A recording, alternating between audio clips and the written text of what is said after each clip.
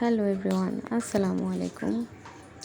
চলে আসলাম সাভারের বিখ্যাত মিষ্টির ঘর কালিসাহার দোকানে। তো ওই যে যাদেরকে দেখতে পাচ্ছেন এরা হচ্ছে এখানকার কারিগর। তারা মিষ্টি তৈরি করে।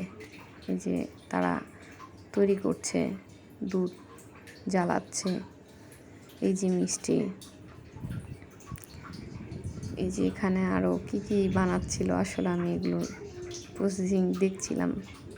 এটা রসমালাই মিষ্টি, এই যে লালমোহন,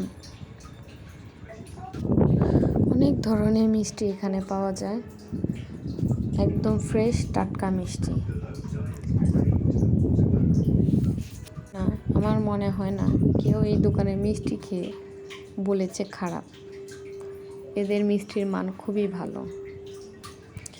যা আমার ভাল লাগলো, তাই আপনাদের সাথে একটু শেয়ার করলাম।